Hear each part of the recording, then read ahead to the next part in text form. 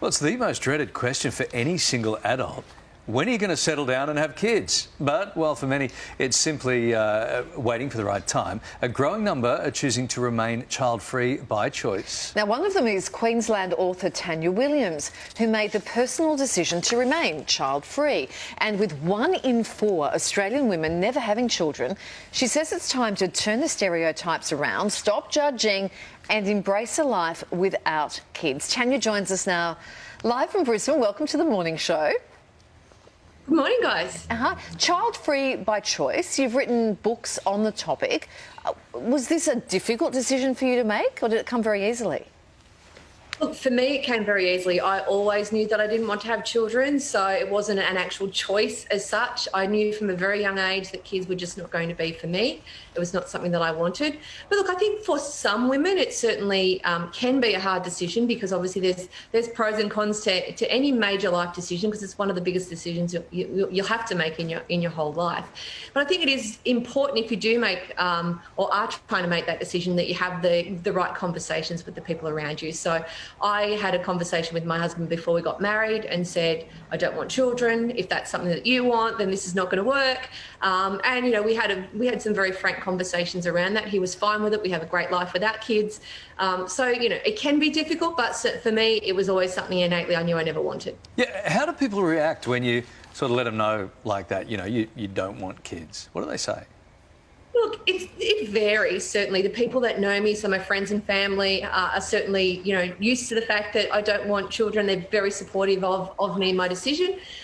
In terms of strangers and people that don't know me, the reaction can be quite different. So some people will be really surprised. Other women really have no idea how to speak to me once they find out that I'm not a mother, because I think so many women relate on that mother level. And other people are like, hey, yeah, good for you.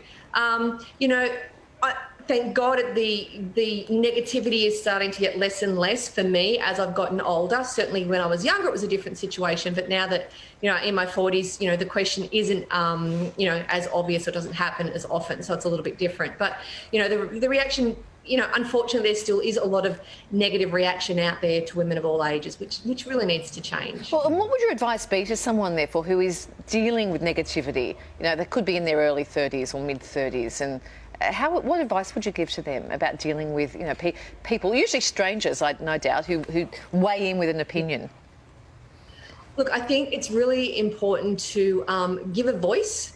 And not be afraid to be courageous about your choice and your decision as well. I think very often when there's a lot of criticism, it's easy to pull back and say, I'm just not going to say anything, and that's the easiest thing. But, you know, if you are getting criticism, particularly if it's from family, partner, friends, co-workers, it's really important to stand up and say, hey, look, is this a choice that I've made for me? It's not a personal attack on you. This is all about my life. And look, sometimes you have to have those hard conversations as well. So if it means you have to sit down with your parents or your family and say, this is why I've made this decision. This is why it's going to make me happy. I'm still going to have a happy, fulfilled life.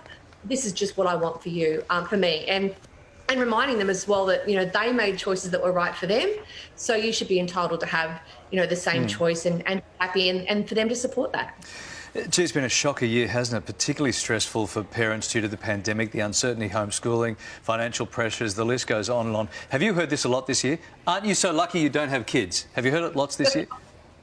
I've never heard it more in my entire life. Look, and it's a really interesting one, because I don't think I'm lucky not to have kids during a pandemic. I'm certainly grateful, because, you know, my choice to have children was exactly that. It was a choice.